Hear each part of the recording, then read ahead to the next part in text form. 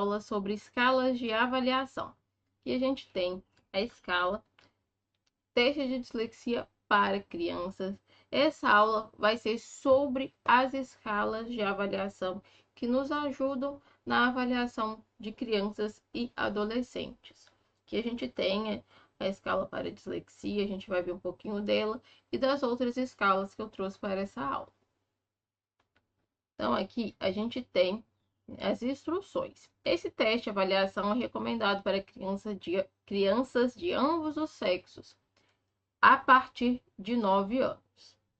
Todas as questões devem ser respondidas baseadas no seu comportamento ou ações dos últimos 6 meses.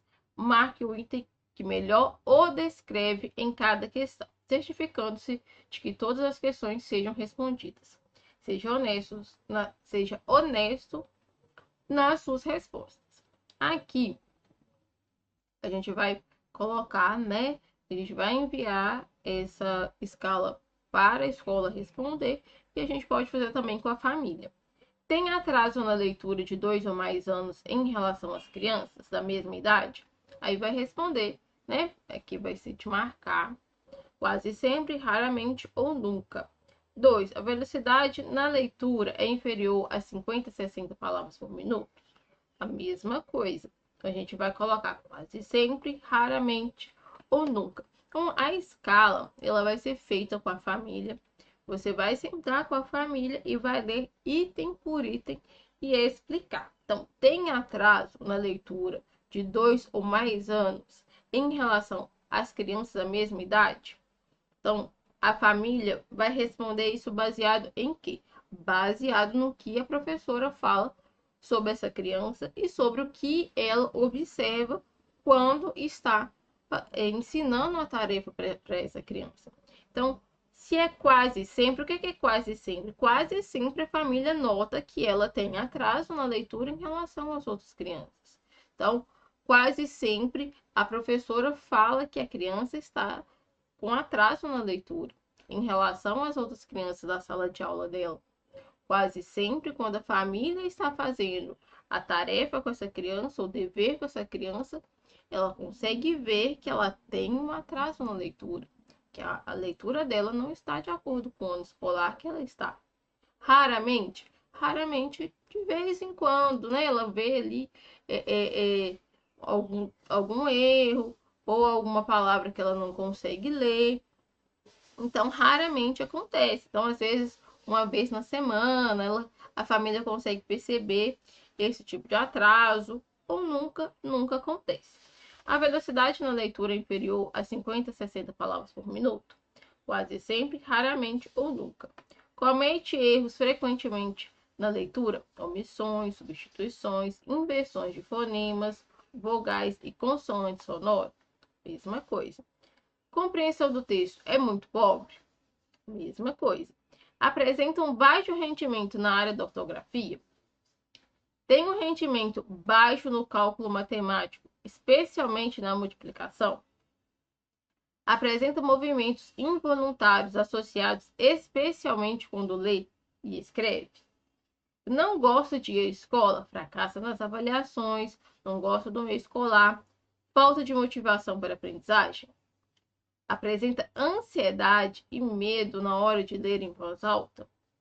Apresenta erros frequentes na escrita, omissões, substituições, adições e inversões de letras? Depois de responder, né, depois de marcar, a gente vai fazer a correção. Aí a correção, ela é feita da seguinte forma. Quando marca nunca é 0 pontos, quando marca raramente é 1 ponto, e quando marca quase sempre são 3 pontos.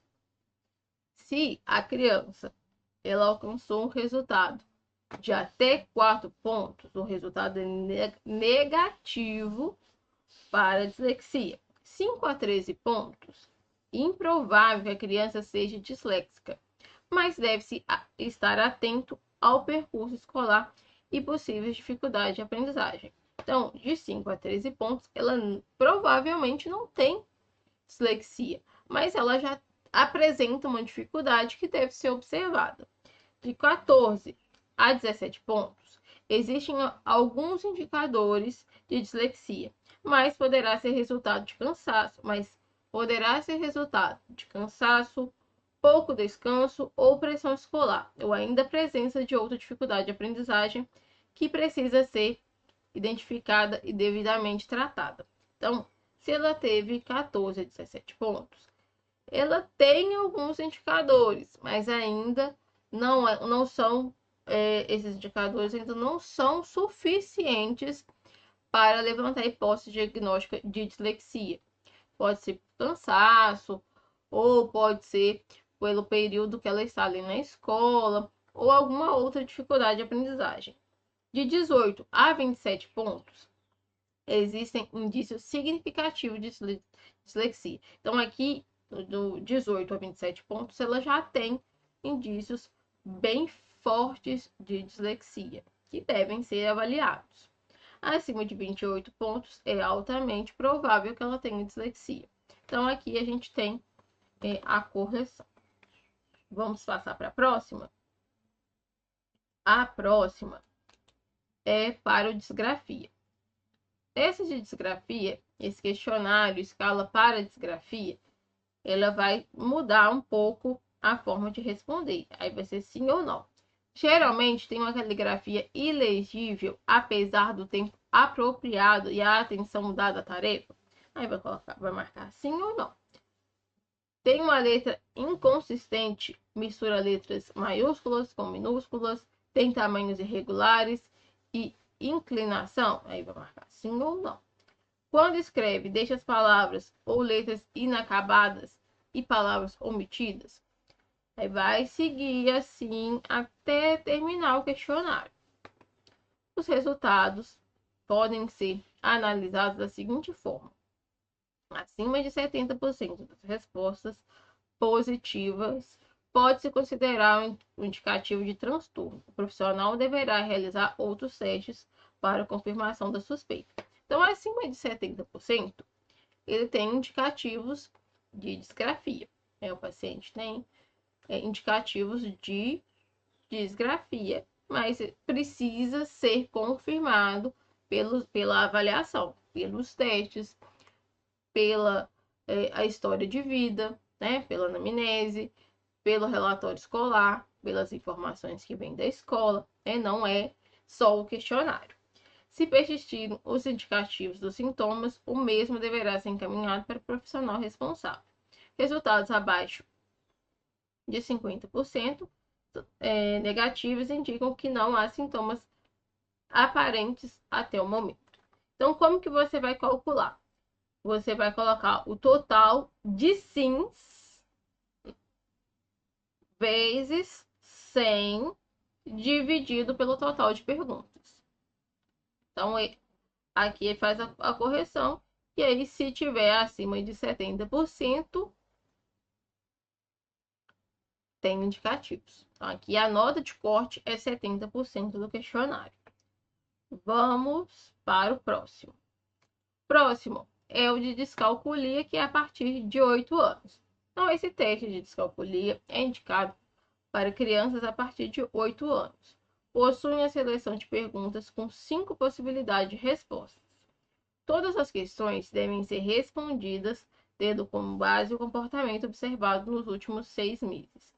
Pergunta 1. Ao realizar a leitura dos números, a criança sente dificuldade em acertar a ordem? Então, a ordem, né? A ordem crescente, a ordem decrescente, a sequência de números. E aí vai marcar. Nunca, raramente, algumas vezes, frequentemente, quase sempre. Nunca nunca acontece. Raramente acontece uma vez a cada 15 dias. Algumas vezes acontece uma vez a cada 10 dias. Frequentemente acontece toda semana e quase sempre todo dia. E assim a gente vai seguir nesse raciocínio até acabarem as perguntas do questionário, que são 24. E aí a gente vai para a correção. Se o paciente marcar acima de 60% das respostas, com frequentemente quase sempre, mostra que a criança apresenta uma grande dificuldade em lidar com números e que não consegue aprender bem as questões de lógica, matemática. Deve-se realizar mais testes e encaminhar ao neuropediatra. Então, a nota de corte aqui é 60%. Se o paciente marcar com quase sempre, com frequentemente, quase sempre, acima de 14 perguntas, quer dizer que ele tem indicativos de descalculia, vai precisar ser avaliado. Vamos para a próxima. A próxima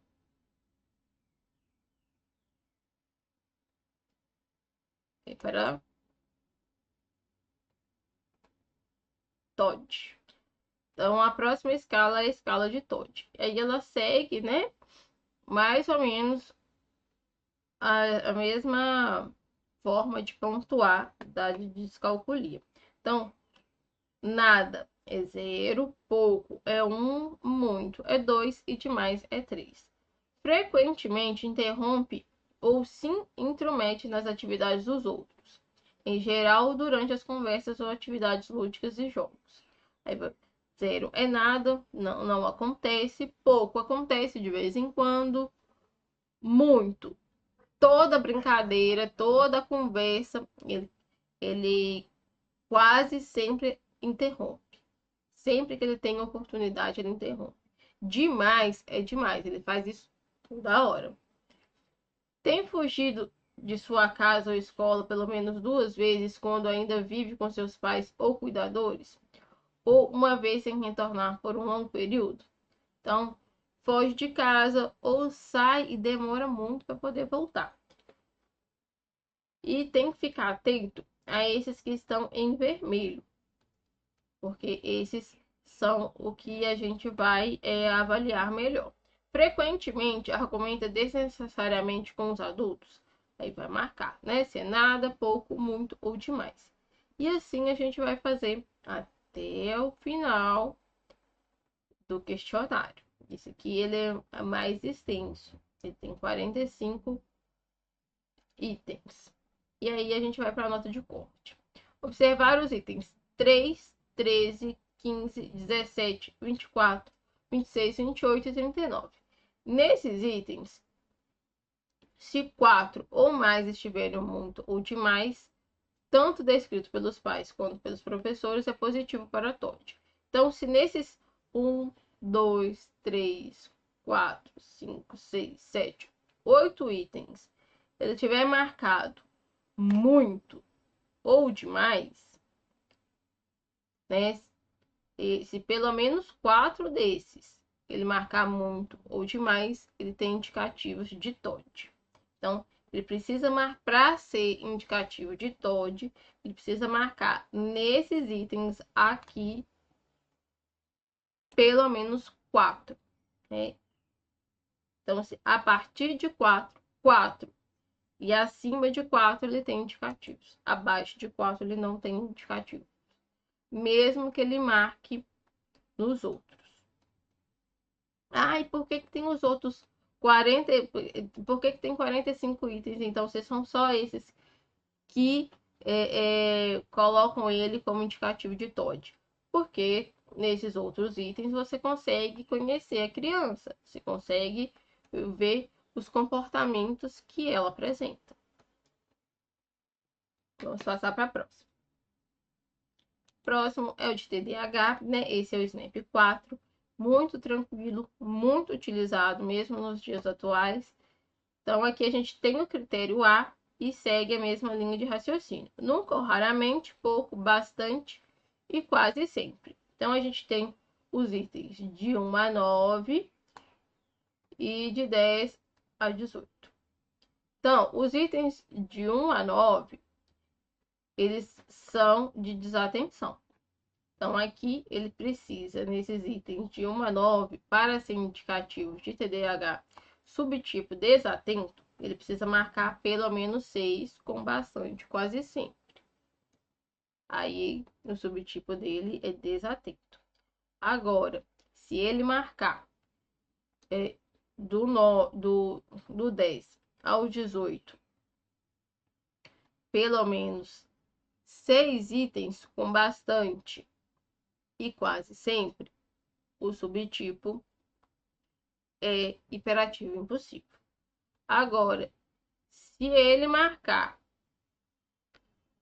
do 1 ao 9, quase sempre bastante, pelo menos 6 itens, e do 10 ao 18, mais 6 itens, mais pelo menos 6 itens, ele com bastante, né? Ou quase sempre, o subtipo é combinado. Mas aí a gente segue para o critério B. O critério B é alguns desses sintomas estavam presentes antes dos 7 anos de idade. Então, ele precisa marcar que sim. Para ser uma hipótese diagnóstica de TDAH, ele precisa marcar que sim. E aí tem o critério C também. Existem problemas causados pelos sintomas acima em pelo menos 2 contextos diferentes? Por exemplo, na escola, no trabalho, na vida social, em casa? Aí tem que marcar que sim, para ser hipótese diagnóstica de TDAH, ele tem que passar por esses 3 critérios. O A, que é o questionário, o B é os sintomas estarem presentes antes dos 7 anos de idade, e o C é esses sintomas causar problemas em pelo menos 2 ambientes, em casa e escola. Precisa marcar que sim também. E aí, o SNAP 4 é bem tranquilo. Agora nós vamos para a escala ATA. Aqui é uma escala para avaliar os sintomas, né, do TEA. E aí a gente vai passar pelos 23 áreas. Esse aqui também é bem extenso. A nota de corte dele é 15. E aí, como que é feito? A gente passa, por exemplo, a primeira área. 1. Dificuldade na interação social. O desvio da sociedade. O desvio da sociabilidade pode oscilar entre formas leves, como por exemplo, um certo negativismo e evitação do contato ocular, até formas mais graves, como o intenso isolamento. Aí a gente vai marcar aqui os comportamentos que esse paciente apresenta. Não sorri? Se ele não sorrir, a gente vai marcar. A ausência de aproximações espontâneas. Não se aproxima das pessoas de forma espontânea.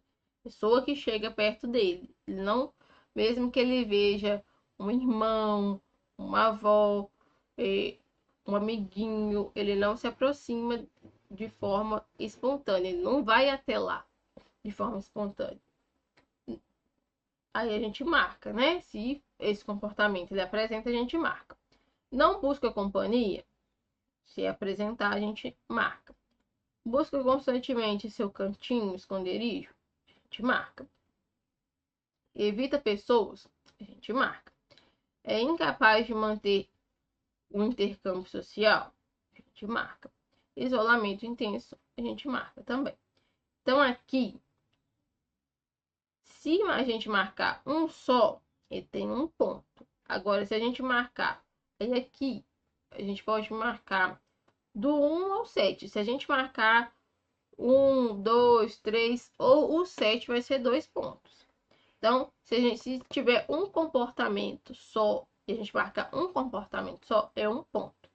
Agora, de 2 em diante, pode ser 2 ou pode ser 7. Ele vai ter 2 pontos. E aí a gente vai fazer isso por todas as áreas. Manipulação do ambiente, utilização das pessoas ao seu redor, resistência às mudanças, busca por uma ordem rígida, falta de contato visual, olhar indefinido, mímica inexpressiva, distúrbio de sono, alteração na alimentação, dificuldade no controle dos esfíncteres, exploração dos objetos, uso inapropriado dos objetos, falta de atenção, ausência de interesse pela aprendizagem, falta de iniciativa, alteração de linguagem e comunicação, não manifesta habilidade de conhecimentos, reações inapropriadas ante a frustração, não assume responsabilidades, hiperatividade e hipoatividade, movimentos estereotipados e repetitivos, ignora o perigo. E aí são essas 22 áreas onde a gente vai marcar os comportamentos que ele apresenta. E a 23 área é aparecimento antes dos 36 meses. Então, esse comportamento precisa ter sido apresentado, observado antes dos 3 anos de idade. E aí, a gente vai marcar todos os comportamentos que ele apresenta, somar toda a pontuação e acima de 15 pontos, quer dizer que ele tem indicativo para TEI, ok? Então, essas são as escalas, né, mais utilizadas durante a avaliação e essas são as formas de aplicação e correção. Lembrando, as escalas elas vão ser aplicadas com a escola e com a família. Quando é feito com a família, dê prioridade para fazer essa escala com a família, profissional e família. Se não tiver jeito, pode enviar para casa para eles responderem em casa. Mas ele precisa mostrar para a família essa importância de fazer com o profissional, porque você vai explicar cada item, né? Vai conscientizar sobre a escala, não é só um questionário, faz parte da avaliação, é muito importante. Então, é interessantíssimo que o profissional faça, dê prioridade em fazer com os pais. Com a escola pode enviar, né? Se não tiver jeito de ir até a escola, mas com os pais é muito importante que o profissional faça. Então, nossa aula está chegando ao fim. Até mais. Até breve.